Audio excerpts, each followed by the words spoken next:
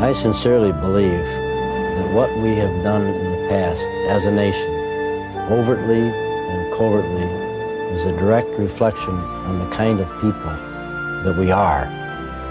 And I feel obligated to help set the record straight so that we know what we are and what are our evils, so we can divest ourselves of those evils and become, again, a great nation.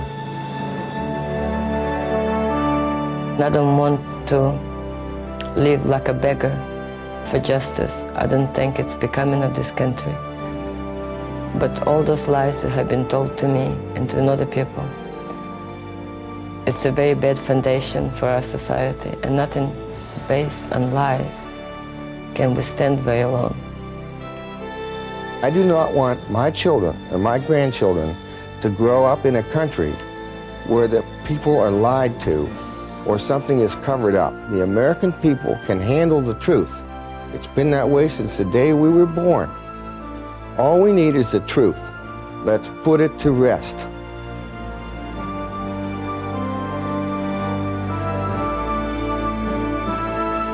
Most Americans believe the truth surrounding the assassination of President John Fitzgerald Kennedy has been covered up. Marina Oswald is convinced that her late husband, Lee, played no part in his murder. I think he's absolutely innocent of the murder of President Kennedy or Officer Tippett. And I would like for people in official capacity who say that he is guilty to come up with the proof. Absolutely, not one-sided, but all evidence on the table. And only then to decide if he's guilty or innocent. I know he's innocent. But the danger of the truth not being known will destroy this nation, actually. They maybe don't believe me, but that's the fact. Beverly Hills is home to a former member of the 1970s House Select Committee on Assassinations, the second major inquiry into the killing of Kennedy. He resigned with others when their efforts to establish the truth were thwarted. Attorney and former mayor of Beverly Hills, Bob Tannenbaum. The executive intelligence agencies, the FBI and the CIA predominantly, looked upon the committee as the enemy. They were not there to help us, to give us the information we needed, and made it very difficult to obtain anything. And the material they did give us was severely redacted, that is, deleted documents. And all we really wanted were the documents done by the investigators, as they would do in the ordinary course, investigating any homicide. Wherever the facts led us, we would go, and we would report on that. And as I said, if those facts told us that Lee Harvey Oswald assassinated the president and he acted alone, we would have said that. If it were that Lee Harvey Oswald acted with others, we would have said it. And if it was that others killed the president and not Lee Harvey Oswald, and those were the facts, we would have said it. How did they frustrate us? They weren't interested in subpoenaing people who were critical to the investigation, and people who were subpoenaed, who were lying to the committee, who were in the government, and not doing the right thing. What was the right thing? To hold them in contempt and or charge perjury. That required a vote of the committee, a vote of the House of Representatives, and a submission to the U.S. Attorney's Office. They weren't prepared to do that because they really didn't want to find out the truth publicly. And when you have a homicide investigation, you're either involved in the truth-finding process or you get out of the business. So the government maintains the case is closed. It's left to lone individuals to pursue the truth, and it's a long and arduous journey across a bleak landscape. One such pilgrim is now revealing previously hidden information using the latest computer technology.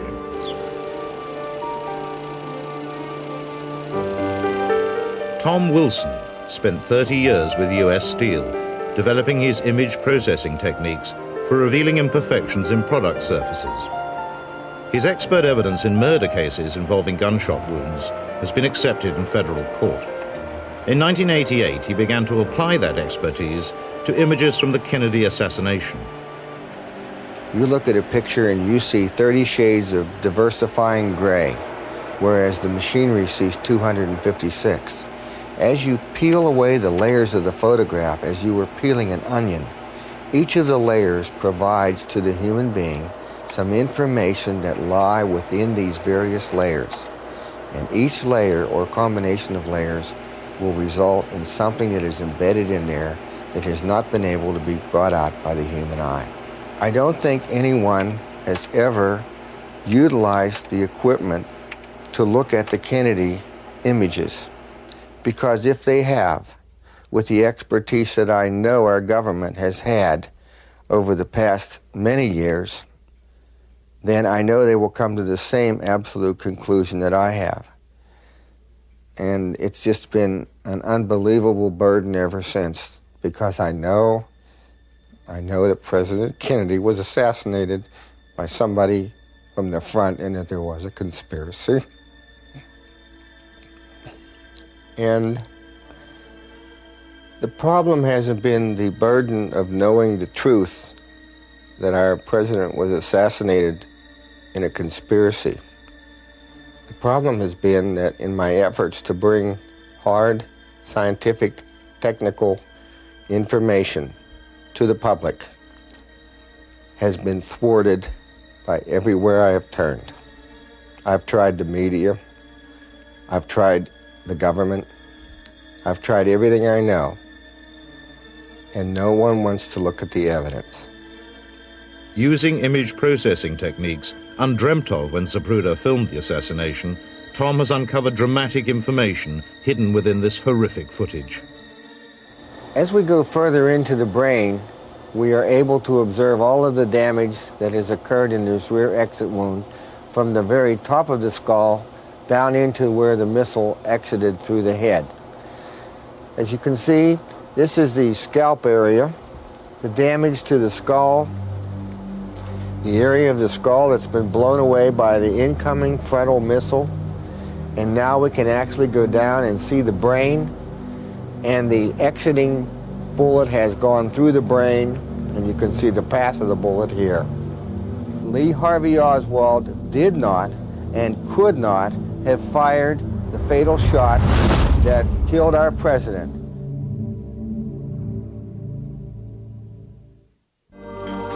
Tom Wilson's ability to extract hidden information from the assassination pictures is based on established scientific principles. This is photonics. This is the absolute science in the measurement of light. What is in these photographs and what is measured by the computer and backed up by hard scientific mathematical data. All of my findings can be reproduced. Badgeman shooting from the grassy knoll was first revealed in Mary Moorman's picture in The Men Who Killed Kennedy in 1988. Tom's initial work confirmed his presence. This encouraged him to apply his technology to photographic records of the assassination. The Zapruder film allowed me to be able to go in and look at the head wound initially. The autopsy photographs allowed me to verify that there were inconsistencies within, and the pristine Mary Moorman photograph allowed me to go in and actually measure the wound optically without image processing. As we go into the wound and as we expand the wound and magnify it, you can see that the pixel elements, or each one of these little dots, is represented by dark squares or light squares. Now, if there were no wound in the rear of President Kennedy's head, all of the squares would be the basic reflective value or the basic shade of gray that his normal hair coloring would be on this day. Every time, in my years of experience with this, when there is a concave or convex area that is a deformation of the overall image, there is absolutely no question that the case is, as it goes darker under this situation, that this is going from an area on the top of President Kennedy's head down into an extremely deep hole, because the entrance wound that supported this exit wound was fired from the right frontal area of President Kennedy, and it exited through the rear. Instead of trying to find shooters or gunmen in the photographs, I decided to concentrate on President Kennedy's massive rear-end head wound. And what this enabled me to do was to be able to go in, rebuild the head wound as a mold, use the data thereof, and track back from the head wound back to the source of the shooter. This is a mold that was reproduced from the data points obtained from the pristine Mary Moorman photograph.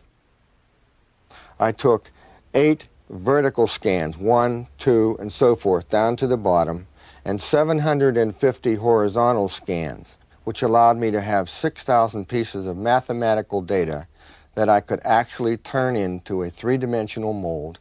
I was able to produce the exact replica, not to scale, of course, but an exact replica of President Kennedy's head wound.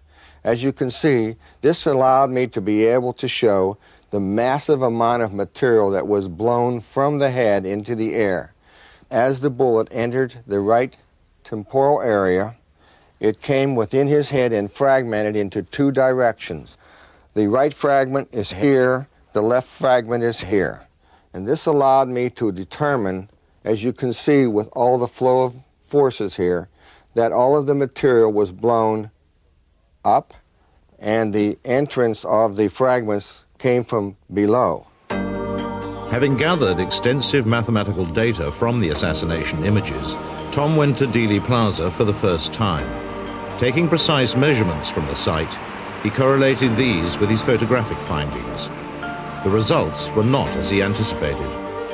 When I came back and took these coordinates, which were mapped out using the machinery, not manual calculation, I could never put President Kennedy at the spot where the Zapruder film said was frame 313 when Badgeman was firing, because the projectile trajectory from Badgeman wasn't where Kennedy was. And when I put President Kennedy down the road 4 feet further, when Badgeman could hit him, Mary Moorman was in the wrong location, Mr. Zapruder wasn't fit, the fence was in the wrong place. I could not make anything fit. So I had to go back to Dallas, and I had to run more tests. And what I found out was something that I had overlooked all this time in looking at the photograph.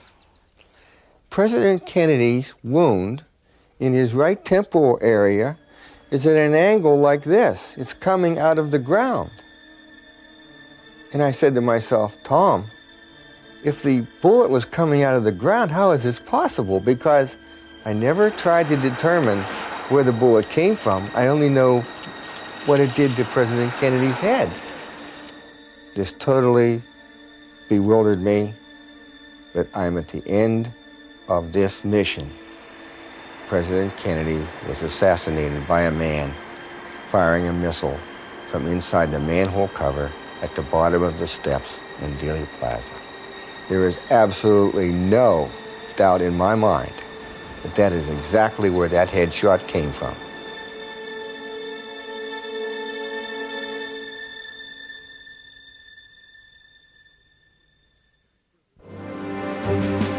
Jack Brazil, a seasoned researcher of the assassination, believes that a gunman firing at Kennedy from the storm sewer is no wild theory.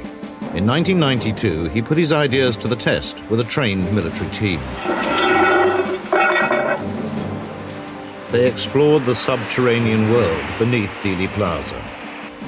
After carefully analyzing and researching Dealey Plaza through the years, the only 2 spots that an assassin could actually hide and squeeze off around at the presidential limousine would be the storm sewer that I'm standing in now and the storm drain, which is located directly behind the wooden picket fence that joins the triple underpass. But that's the only 2 spots that an assassin could hide in and actually squeeze off around and fire at the presidential limousine, and then, in lieu of that, been able to escape. It took us approximately 53 to 54 minutes, our very first trip. Now that was stopping and investigating and talking on the walkie-talkies, 2 coffee breaks, and then the second time it took 42 minutes, and the third trip it took 32 minutes, and the fourth trip it took 23 minutes. So we can rest assured that it would take an assassin approximately 20 to 30 minutes to actually escape Dealey Plaza underground.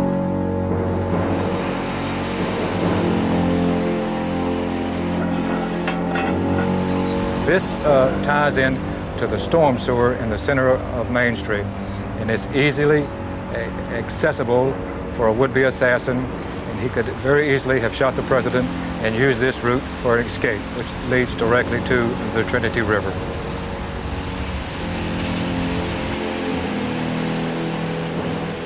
The official autopsy photographs taken at Bethesda Naval Hospital on the evening of the assassination show no indication of a frontal entrance wound to Kennedy's head or exit wound from the rear.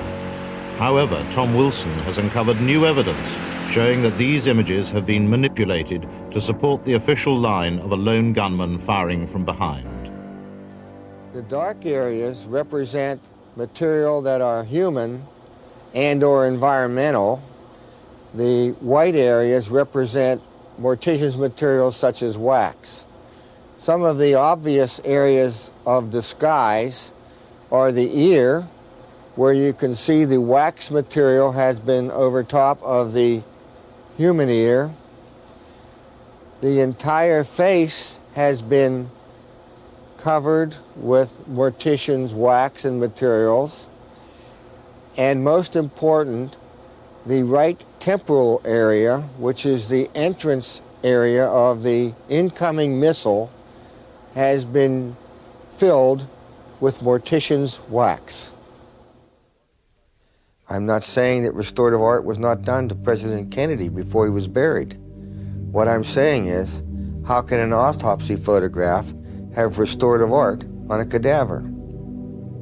Tom can prove that another official autopsy photograph, first seen in The Men Who Killed Kennedy and showing the back of the president's head intact, has been forged. When image processing looks at this image, the real image that should be seen is this image. And all of the area that looks like it is solid white and nice, evenly coated white is a photographic manipulation of the image. It is not a man-made mortician-type material. It is a painted image on a photograph. It is my concerted opinion that this photograph was manipulated for only one thing, and that was to hide the massive exit wound that occurred in the rear of President Kennedy's head. Lieutenant Colonel Dan Marvin has spent his life serving his country. A veteran of 8 combat campaigns, he earned 21 awards and decorations. 15 years a paratrooper, he served in the elite special forces, the Green Berets. Just a few weeks after the assassination, he volunteered for specialist guerrilla training at Fort Bragg. Almost all of the instruction in the guerrilla warfare school was classified. The most secret was the top secret training on assassinations and terrorism. And at that time, we went to a different building that had a double barbed wire fence around it and guard dogs in it. On the John F. Kennedy situation, that was brought to our attention as a classic example of the way to organize a complete program to eliminate a nation's leader while pointing the finger at a lone assassin. It involved also the cover-up of the assassination itself. We had considerable detail. They had a mock layout of the plaza in that area and showed where the shooters were and where the routes were to the hospital. I don't remember where those were now. They had quite a bit of movie film coverage, it seemed like, you know, thinking back to that time, and some still photos of the grassy knoll and places like that. They told us that Oswald was not involved in the shooting at all. He was the patsy. He was the one that was set up. We did, myself and a friend of mine, form a very distinct impression that the CIA was involved in Kennedy's assassination. During a coffee break, we overheard one of the CIA instructors say to the other, "Things really did go well in Dealey Plaza, didn't it?" Or something to that effect. And that just reinforced or really added to our suspicions, and we really felt before the end of the training was over that one of those instructors may have been involved himself in the assassination of John F. Kennedy. I had to do a lot of rethinking, and perhaps it's a way that soldiers of fortune are, I don't know, but I just then convinced myself, as did my friend, that it had to somehow be in the best interest of the United States government Kennedy was killed. Otherwise, why would our own people have done it? Simple as that.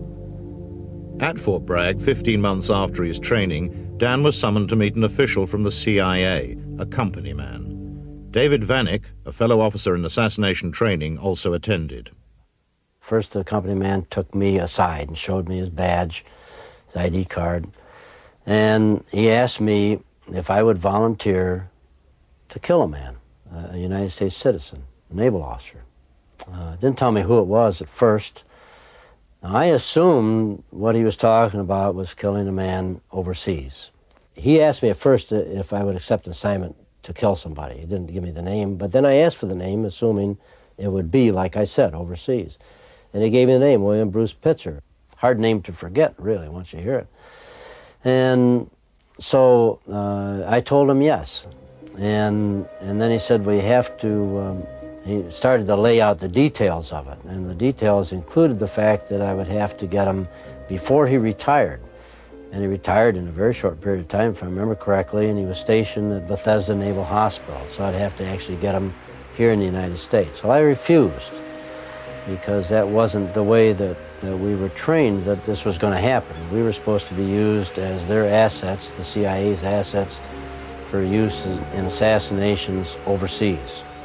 In the United States, the Mafia was supposed to supply what resources they need for killing somebody here in the United States. So he then asked David Vanek. He went over to David Vanek and talked to him. Now, I don't know what he talked to David Vanek about. He might ask him the price of ice cream, I don't know. But I never saw David Vanek after that day. Now, that was in August, the first week of August of 1965. In November 1963, William Bruce Pitzer was head of the audio-visual unit at Bethesda Naval Hospital. A close colleague at the time was a young petty officer, Dennis David. 3 or 4 days after the assassination, I walked in to his office and I saw he was working on some film. He had a movie editor, one of those reel-to-reel and runs across to the screen. And he showed it to me, and it was a 16-millimeter film of the autopsy. There were also some slides. He had some slides that he had that showed of tissue slides, and also showed some slides of President Kennedy that were taken while he was on the table at the morgue. And we looked at him, kind of horrified, I guess you would say, at the seriousness of the wound. But I remember one of the things that I remembered was that we saw, they had a picture of Kennedy laying on the table, and it was a front profile, if you will, or front view. And the only thing we saw was a little hole about here in the temple. And then, and another photograph, or another slide that Bill had, showed a huge gaping hole here in the back. And so Bill and I logically assumed that the wound was a frontal entry wound, as opposed to what the Warren Commission later said being a shot from behind. Dennis left Bethesda for a new posting, but in November 1966, a colleague gave him some distressing news regarding his old friend Bill Pitzer. He'd been found dead in a pool of blood in his studio at Bethesda. The official verdict was suicide. Lying face down on the floor, a .38 revolver by his side, he had a bullet wound in the right temple. When the occupational therapist had told me this, I reminded myself, that doesn't make a hell of a lot of sense, because Bill was left-handed, and because we used to kid him all the time when playing bridge about being a southpaw, because sometimes he'd deal in reverse instead of dealing them in the correct sequence. He'd deal them in the opposite way, and we'd kind of harass him about it. There are grave doubts about Pitzer's alleged suicide. His left hand had been so mangled, as if tortured, that his wedding ring could not be removed and given to his widow. Bill had told me shortly before I had left Bethesda, which was around the 7th of December of '65, he told me that he was planning on retiring because he had enough time in and he was wanting to get out. And that he also said he had some damn lucrative offers from some TV networks. And other people have asked me why I think he was assassinated, and I think it was because that with him retiring, they were they, and I don't know who they are, were afraid that he would take these pictures that he and I had seen, this 35 millimeter and the 16 millimeter film, that he would take them, and that if he went to work for a major studio, that they would use them, or he would have them aired, and that would really, blow some people out of the water if that would have transpired. I could be wrong, I could be all wet, but I do know those films exist because I was there, I saw the damn things. I am absolutely certain that the name that I was given underneath those pine trees in Fort Bragg, North Carolina, the first week of August was William Bruce Pitzer. I put it completely out of my mind from 1965 until 1993. And I was watching a special in November '93 about the assassination of Kennedy. I think it was a special by Jack Anderson. And at the end of that special, on the television, they rolled a list of 42 names of people who had met a violent death that were somehow associated with the assassination or the cover-up or the autopsy or something. And I was sitting there in my living room watching that, and the name William Bruce Pitzer came over the screen.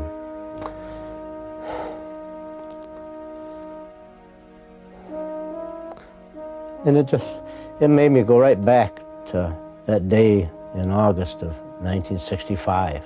That was the William Bruce Pitzer that I was asked to kill, unless there's two William Bruce Pitzers that worked at Bethesda Naval Hospital. That man, the name of the other Green Beret that was approached by the CIA agent in August of 1965 at Fort Bragg, North Carolina, was David H. Vanek, captain, who went through the same training I did, same class I was in. And I have tried, ever since I saw the name William Bruce Pitzer come out on that screen,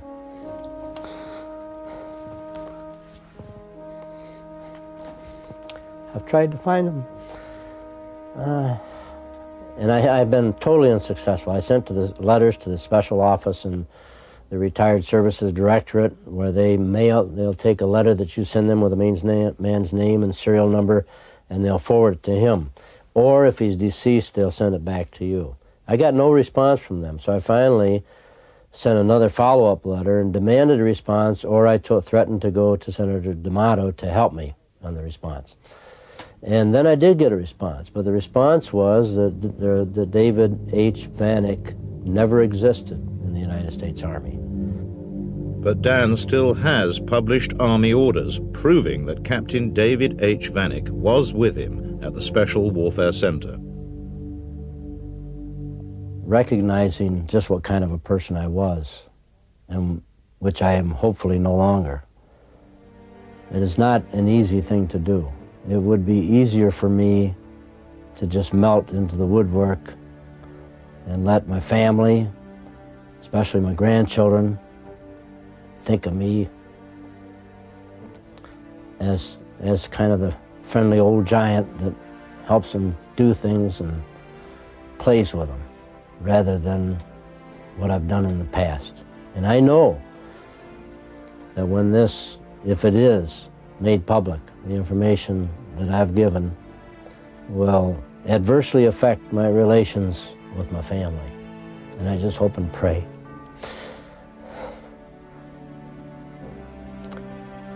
that our love survives it. And I hope and pray that it does some good for this nation.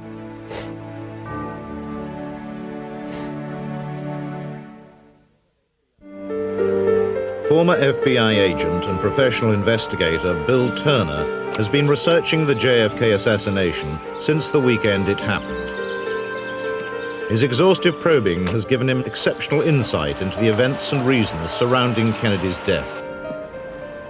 There was much anger over his failure to provide air cover at the Bay of Pigs. There was much anger when he did not invade Cuba during the missile crisis in October 1962.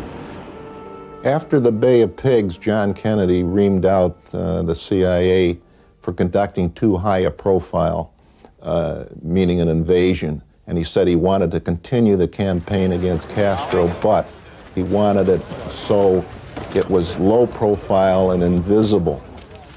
And so the Kennedy brothers did develop a secret agenda, and Bobby was a protagonist in which there would be a series of sabotage raids, there would be continued assassination attempts against Castro, and there would be teams ready to go into Cuba if the time was right for a second invasion.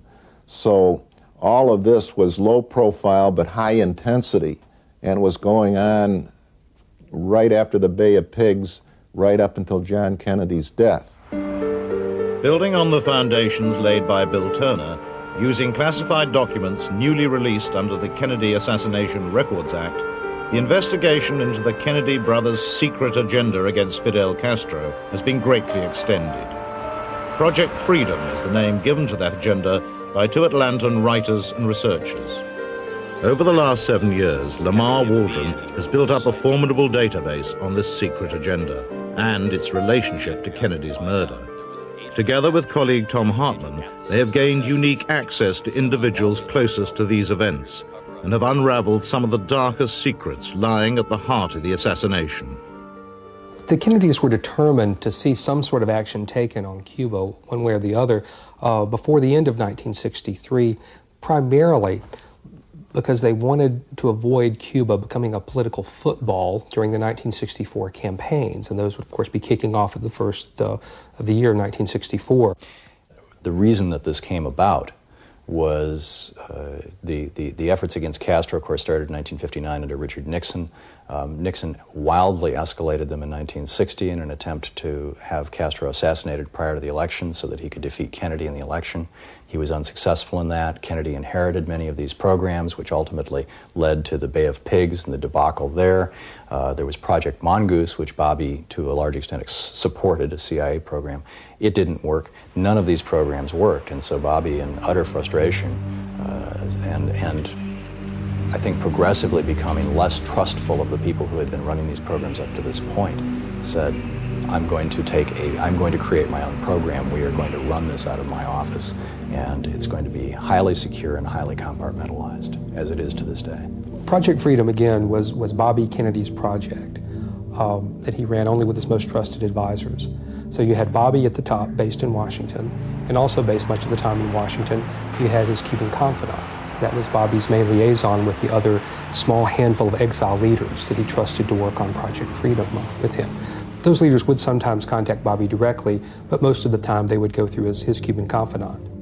So a second invasion of Cuba was being planned, using a force of Cuban exiles. Robert Kennedy's Cuban confidant was the man in charge. Harry Williams was in the invasion brigade of the Bay of Pigs, and when he was recuperated from Cuba, Bobby Kennedy tapped him to become kind of his golden boy with the exiles. And Harry, I can tell you, he has a tremendous presence, almost a charisma, if you want to call it that. And so I did interview him, and he told me that the action was going to be based out of the Dominican Republic in a place called Monte Cristi. But the character changed when they coopted a high official in Havana, and the opportunity for an assassination of Castro and a coup presented itself. So this developed along the line, and at that point the second invasion became more of a backup type of idea. John Kennedy, in his settlement with Premier Khrushchev, the Soviet Union, the missile crisis in October of 1962, had agreed that there would be no U.S. involvement in any type of adverse actions against Cuba. That was part of the agreement. So this had to be kept from the Soviet Union, it had to be kept from the FBI, it had to be kept from anybody and anybody that didn't have a need to know. Harry was reporting directly to Bobby Kennedy. The United States in the summer and fall of 1963 had a great need to get more low-level intelligence assets into Cuba. One of the reasons the Bay of Pigs had failed was because we didn't have good intelligence that told us what the reaction of the Cuban people really would be when the invasion happened. Well, Bobby Kennedy was determined not to let that happen again. So there was a general effort throughout the summer and fall of 1963 to get people into Cuba by legitimate means, not by secret boats in the middle of the night, as the CIA was capable of doing, but these would be people who would go in legitimately, would be able to walk the streets, talk to people, because this was very important for Project Freedom. They had to have ways of finding out what the man on the street thought about the coup, if they were going to support the new leaders, and indeed there were many, many mysterious visits by young men in their early 20s to the Cuban embassy in Mexico City trying to get into Cuba for those kinds of activities. Oswald supposedly returned from a trip to Mexico City, a very enigmatic trip, in which he made loud noises about getting a visa to Cuba at both the Soviet and the Cuban embassies there, and created quite a ruckus when he was turned down. This again established his bona fides as a Castro partisan. And I'm sure if it was actually Oswald, because there's a lot of evidence that it was not he, but a double that showed up down there. In any event, his bona fides as a Castro revolutionary were established. And upon his return to Dallas, he was in essentially the same role that he had been in New Orleans, being dangled in this ongoing intelligence operation. And the final denouement, of course, was that this intelligence operation in which he was being controlled simply set him up to take the tumble for the presidential assassination. They controlled him, and that's where he wound up, in the Dallas School Book building. And he was simply, like he said in his own words, the patsy.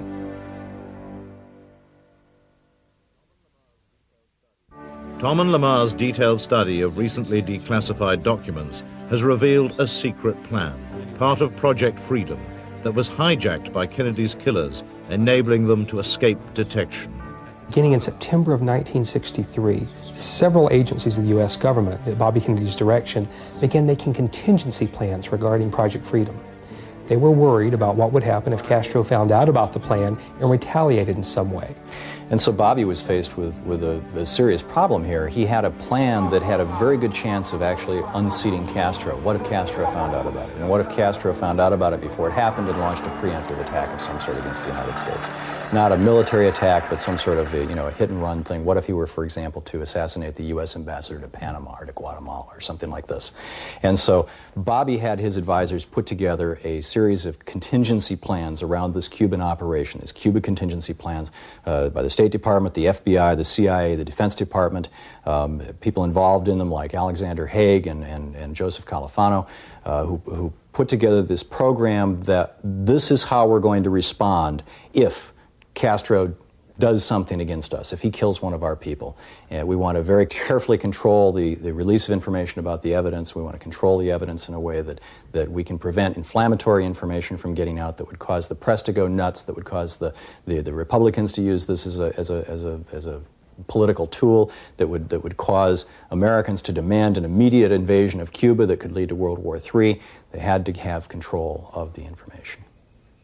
There were very low-level operatives and informants working for the CIA whose primary allegiance was to the Mafia. And these people had been working with the Mafia for much longer than they had been working with the CIA. And the Mafia paid them many, many times what the CIA did. Those people not only told the Mafia bosses like Trafficante and Marcello about Project Freedom, but they worked with the Mafia in ways to use those plans to kill President Kennedy and use the secrecy surrounding Project Freedom to cover up the Mafia's role in it.